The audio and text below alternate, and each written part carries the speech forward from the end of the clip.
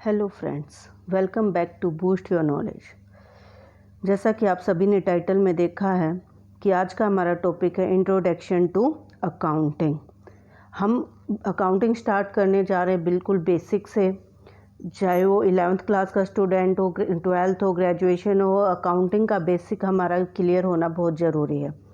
तो आज हम इसमें करेंगे सबसे पहले मीनिंग ऑफ अकाउंटिंग, देन इसके एट्रीब्यूट्स, अकाउंटिंग प्रोसेस, और उसके बाद हम करेंगे ऑब्जेक्टिव्स ऑफ अकाउंटिंग।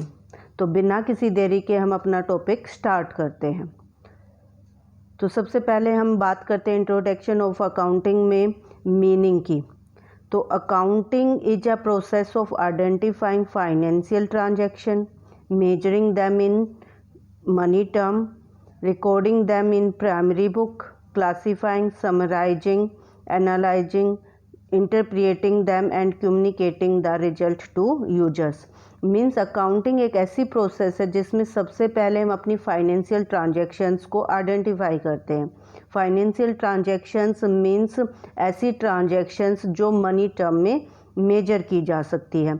फिर उनको मनी टर्म में मेजर करते हैं कि कितने अमाउंट की वो है, या किसी एक पर्टिकुलर यूनिट में, या फिर हम कह सकते हैं कि करेंसी में हम इसको मेजर करते हैं। जैसे इंडिया में हम अपनी ट्रांजैक्शंस को रुपीज में करते हैं, अमेरिका में डॉलर में करते हैं, और इसी तरह अलग अलग कंट्रीज की अलग अलग करेंसी के अकॉर्डिंग उनकी एक पर्टिकुलर यूनिट होती है करेंसी की, तो उसमें उसको मेजर किया जाता है। फिर हम उनको अपनी प्राइमरी बुक्स में रिकॉर्ड करते हैं, देन हम उनको क्लासीफाई करते हैं।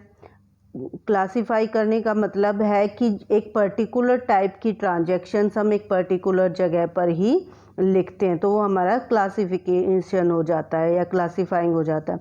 फिर हम उनको समराइजिंग करते हैं। समराइजिंग में हम बनाते हैं उसका ट्रायल बैलेंस और उसके फाइनल अकाउंट्स।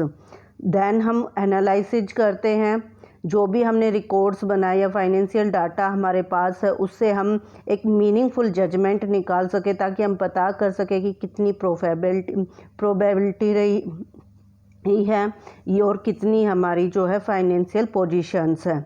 तो उसके हिसाब से हम आगे जो है उनको इंटरप्रिएट करते हैं और फिर जो यूजर्स होते हैं उनसे कम्युनिकेट करते हैं। इस तरह से जो है हमारा जो भी हमारी प्रोसेस होती है वही हमारी अकाउंटिंग का मीनिंग हो जाता है। तो इसी बेसिस पर हम जो हमारे मीनिंग है इसमें हमारी जो है एट्रीब्यूट्स छुपे होते हैं। जैसे आइडेंटिफाइंग फाइनेंशियल ट्रांजैक्शन हो गया, मेजरिंग इन मनी टर्म्स हो गया, रिकॉर्डिंग हो गया हमारा, क्लासीफाइंग, समराइजिंग, एनालाइजिंग, इंटरप्रिएटिंग और कम्युनिकेटिंग। यही हमारे क्या होते हैं, एट्रीब्यूट्स होते हैं, जिनको हम कैरेक्टरिस्टिक्स भी बोल सकते हैं, या हमारे जो हैं यही स्टेप्स इन्वॉल्व भी हमारे कहलाते हैं। तो नेक्स्ट पॉइंट जो है हमारा वो है एट्रीब्यूट्स, कैरेक्टरिस्टिक्स ऑफ अकाउंटिंग, या फिर स्टेप्स इन्वॉल्व इन अकाउंटिंग। तो सबसे पहला पॉइंट है हमारा identifying financial transaction and events. Accounting के लिए जो है हम रिकॉर्ड करने के लिए हमें सबसे पहले ये पता होना चाहिए कि कौन कौन सी ट्रांजैक्शंस हैं जो हमारी फाइनेंशियल हैं, या कौन से ऐसे इवेंट है जो फाइनेंस से रिलेटेड है। फाइनेंस से रिलेटेड मीन्स उनको हम मनी टर्म में मेजर कर सकते हो। अगर हम कोई चीज़ ऐसी है या कोई ट्रांजैक्शन इवेंट ऐसा है जिसको मनी टर्म में मेजर नहीं कर सकते, तो उसको हम अकाउंटिंग में इंक्लूड नहीं करते हैं। इसलिए सबसे पहले आइडेंटिफाई करना होता है हमें फाइनेंशियल ट्रांजैक्शंस और इवेंट को। लाइक हम रॉ मटेरियल परचेज करते हैं, तो वो रॉ मटेरियल को हम मनी टर्म्स में मेजर कर सकते हैं। Sales of finish goods, sales को भी हम क्या कर सकते हैं, मनी टर्म में मेजर कर सकते हैं। तो ये हमारी क्या हो जाएंगी, फाइनेंशियल ट्रांजैक्शंस हो जाएंगी। सेकंड पॉइंट है हमारा measuring the identifying transactions.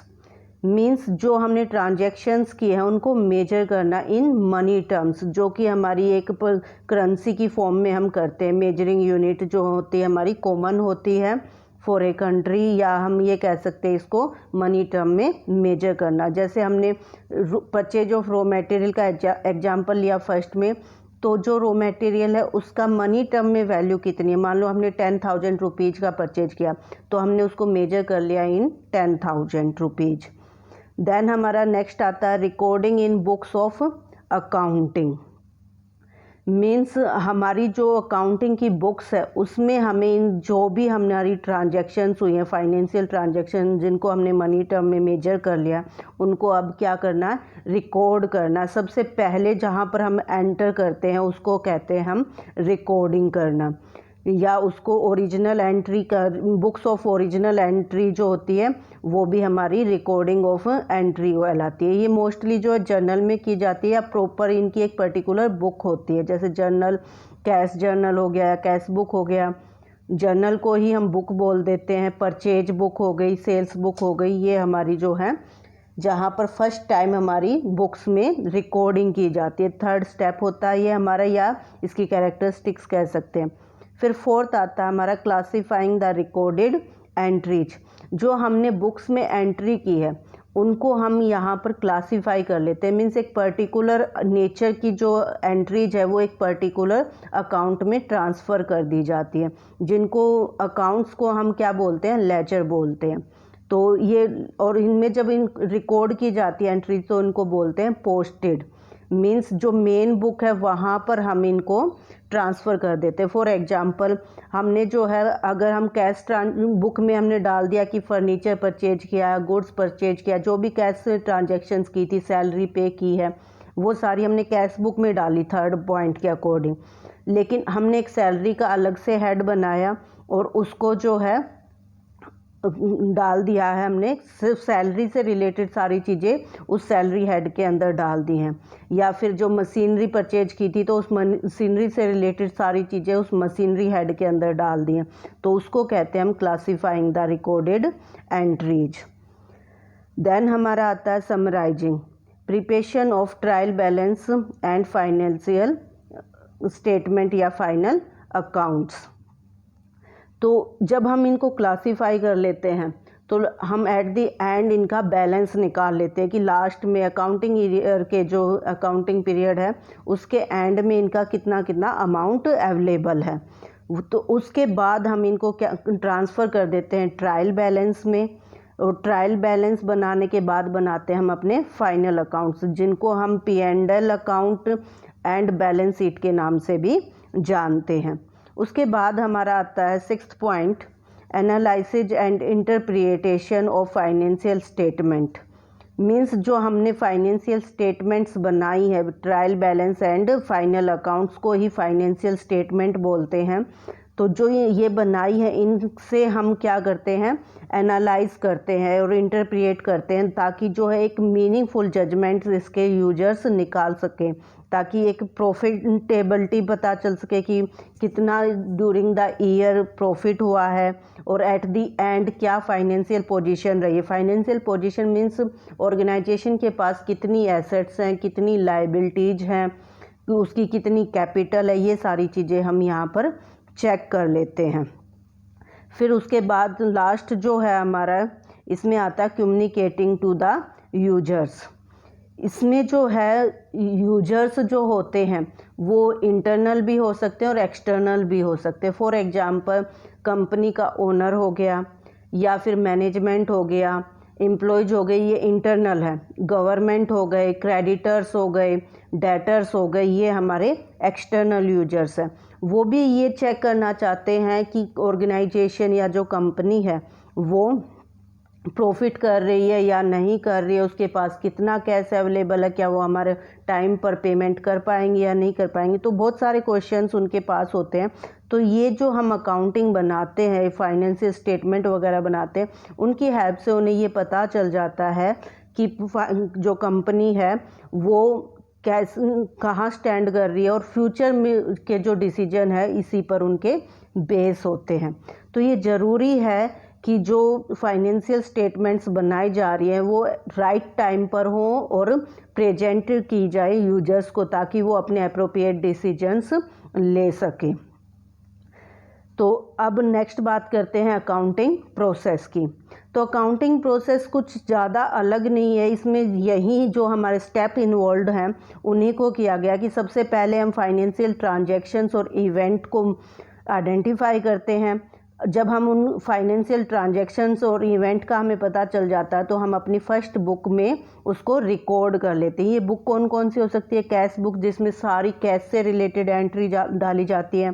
Purchase book, इसमें जो है गुड्स की परचेजिंग आती है, सिर्फ वो भी सिर्फ क्रेडिट पर। अगर कैश परचेज किया है गुड्स को तो कैश बुक में चला जाएगा, और क्रेडिट परचेज किया है गुड्स को तो वो परचेज बुक में आएगा।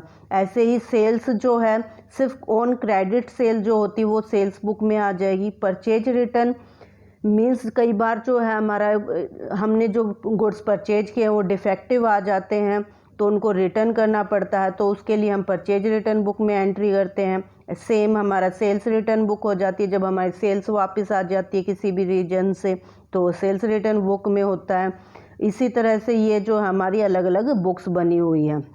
बीपी बिल्स पेबल बुक जो है वो ऑन क्रेडिट परचेज के लिए जब हम बिल ऑफ एक्सचेंज रिटर्न होता है हमारा तो बिल्स पेबल बुक में लिखा एंटर किया जाता है। और बिल रिसीवेबल जब ऑन सेल जो हमारी क्रेडिट होती है, क्रेडिट ऑन सेल होती है, सॉरी सेल्स ऑन क्रेडिट होती है, तब हमारा जो है रिटर्न में जो बिल ऑफ एक्सचेंज बनाया जाता है तो वो बिल रिसीवेबल बुक में एंटर किया जाता है। अगर इन 7 बुक्स में से कोई बुक जो एंट्री है वो किसी भी बुक में नहीं डली है, फॉर एग्जांपल सैलरी पेड कर रहे हैं तो वो तो हमारी कैश बुक में आ जाएगी, लेकिन कुछ सैलरी का पार्ट हमारा जो है वो अभी तक पे नहीं किया गया, मतलब ड्यू है बट पे नहीं किया गया, जिसे हम आउटस्टैंडिंग सैलरी बोलते हैं, तो वो हमारा जाएगा जर्नल प्रॉपर में। तो ऐसी एंट्री जो इन ऊपर की 7 बुक्स में नहीं आई है वो हमारी जर्नल प्रॉपर में रिकॉर्ड कर ली जाती है। तो रिकॉर्डिंग के बाद जो है हमारा हम उनको कर देते हैं क्लासीफाई, मीन्स लेजर में उनको पोस्टिंग कर देते हैं। जैसे मैंने पहले ही एग्जांपल दिया था कि सेल्स बुक बना लेते हैं जिसमें सेल से रिलेटेड सारी चीज़ें हैं, ऐसे ही हम अकाउंट्स बना लेते हैं। फॉर एग्जांपल सैलरी अकाउंट बनाया जिसमें हमने जितने भी एम्प्लॉयज़ को सैलरी दे वो सारी डाल दी है, या कोई आउटस्टैंडिंग सैलरी है या प्रीपेड सैलरी वो सारी यहाँ पर हम डाल देते हैं। उसके बाद हम करते हैं समराइजिंग। समराइजिंग में सबसे पहले हम ट्रायल बैलेंस बनाते हैं, फिर फाइनेंशियल अकाउंट्स बनाते हैं, means profit and trading and profit and loss account and balance sheet बनाई जाती है। फिर उनसे हम क्या करते हैं, एनालाइज एंड इंटरप्रिटेशन करते हैं, और उसके बाद हम कम्युनिकेट करते हैं या यूजर्स जो हैं वो कम्युनिकेट करते हैं डाटा के साथ, ताकि जो फ्यूचर के डिसीजन वो लिए जा सके। नेक्स्ट जो है हम बात करते हैं ऑब्जेक्टिव्स ऑफ अकाउंटिंग की। तो ऑब्जेक्टिव्स ऑफ अकाउंटिंग में हमारे जो हैं फर्स्ट जो पॉइंट आता है वो आता है हमारा maintaining accounting records. Maintaining accounting records का मीन्स है कि जो भी हमने फाइनेंशियल ट्रांजैक्शंस की हैं या जो भी हमारे फाइनेंशियल इवेंट हुए हैं ऑर्गेनाइजेशन के अंदर, उनको हम एक सिस्टमेटिक मैनर्स में प्रिंसिपल ऑफ अकाउंटेंसी का ध्यान में रखते हुए रिकॉर्ड करते हैं, तो वो कहलाता है हमारा मेंटेनिंग अकाउंटिंग रिकॉर्ड्स। उसके बाद सेकंड आता है हमारा डिटरमाइनिंग प्रॉफिट और loss. Determining profit and loss जो है हमारा अनदर ऑब्जेक्टिव है ऑफ अकाउंटिंग। इसमें हम चेक करते हैं कि जो भी हमने ड्यूरिंग द अकाउंटिंग पीरियड जितनी भी ट्रांजैक्शंस की है उनका नेट रिजल्ट क्या रहा है, मींस अकाउंटिंग पीरियड में हमने प्रॉफिट अर्न किया है या हम किसी लॉस को इनकर कर रहे हैं, ये हमें जो है पता चलता है इनकम स्टेटमेंट या फिर trading and profit and loss account से, जो हम साल के एंड में बनाते हैं। अकाउंटिंग पीरियड एंड होता है तब हम इसको बनाते ताकि हमारे जो प्रॉफिट और लॉस का पता चल जाए। देन थर्ड आता है हमारा determining financial position. Financial position जो है वो ये बताती है कि एक पर्टिकुलर पॉइंट ऑफ टाइम पर कितनी एसेट्स अवेलेबल हैं, कितनी लायबिलिटीज हैं, कितनी कैपिटल है हमारी, या फिर हम ये कह सकते हैं ऑर्गेनाइजेशन या कंपनी की। तो ये भी हमारी जो है अदर ऑब्जेक्ट हो जाता है अकाउंटिंग का, कि ये चेक करना कि एक पर्टिकुलर डेट पर या पर्टिकुलर पॉइंट ऑफ टाइम पर हमारी कितनी फाइनेंशियल पोजीशंस हैं या हम कहाँ पर स्टैंड कर रहे हैं। फिर फोर्थ वन है हमारा फैसिलिटेटिंग मैनेजमेंट। मीन्स इसका एक ऑब्जेक्टिव ये होता है कि मैनेजमेंट को फाइनेंशियल इंफॉर्मेशन प्रोवाइड करे ताकि वो फ्यूचर से रिलेटेड डिसीजंस ले सकें, इफ़ेक्टिव कंट्रोल कर सके, बजटिंग से रिलेटेड, फोरकास्टिंग से रिलेटेड वो सब कुछ जो है उसका डिसाइड करता है उसकी फाइनेंशियल इंफॉर्मेशन पर। तो ये जो फाइनेंशियल इंफॉर्मेशन है वो अकाउंटिंग मैनेजमेंट को प्रोवाइड करता है। नेक्स्ट है हमारा providing accounting information to users. जैसे हमने कम्युनिकेटिंग टू यूजर्स में बात की थी कि यूजर्स को जो है इंफॉर्मेशन प्रोवाइड करता है, तो ये वही पॉइंट है। फॉर एग्जांपल अगर जैसे एक पर्सन है या एक जो है कंपनी, अदर कंपनी जहाँ से हम रॉ मटेरियल परचेज करते हैं, अब हम उससे क्रेडिट में परचेज कर रहे हैं, तो वो क्रेडिट में देने से पहले हमें चेक करेगा कि क्या ये फ्यूचर में हमारी पेमेंट कर पाएंगे, क्या इनके प्रॉफिट्स हो रहे हैं ताकि वो इजीली जो है हमारी पेमेंट कर पाए। या फिर जैसे गवर्नमेंट को टैक्स लगाना है तो उसे ये चेक करना होगा कि कितने प्रॉफिट अर्न्स कर रही है, कितनी सेल हो रही है कंपनी की। तो ये सारी चीज़ें उन्हें कहाँ से पता चल रही है, अकाउंटिंग से पता चल रही है। जो भी फाइनेंशियल ट्रांजैक्शंस हमने रिकॉर्ड किए, फाइनेंशियल स्टेटमेंट्स बनाई है, उनसे यूजर्स को ये पता चलता है। मैनेजमेंट भी जो है एक इंटरनल यूजर हो जाता है, जो हमने ऊपर पढ़ा था फैसिलिटेटिंग मैनेजमेंट, तो उसको भी फाइनेंशियल स्टेटमेंट से ही या फाइनेंशियल अकाउंटिंग से ही पता चल रहा है ताकि वो फ्यूचर के डिसीजन ले सके। तो जितने भी यूजर्स होते हैं उनको अकाउंटिंग इंफॉर्मेशन प्रोवाइड करता है अकाउंटिंग। तो ये भी एक ऑब्जेक्टिव हो जाता है अकाउंटिंग का। नेक्स्ट है प्रोटेक्टिंग बिजनेस एसेट्स।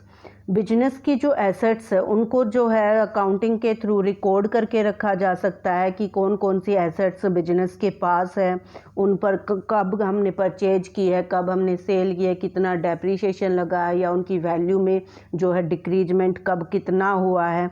इससे जो है अकाउंटिंग रिकॉर्ड बनाए जाते हैं ताकि जो मैनेजमेंट है उनको प्रोटेक्ट कर सकता है और कंट्रोल कर सकता है।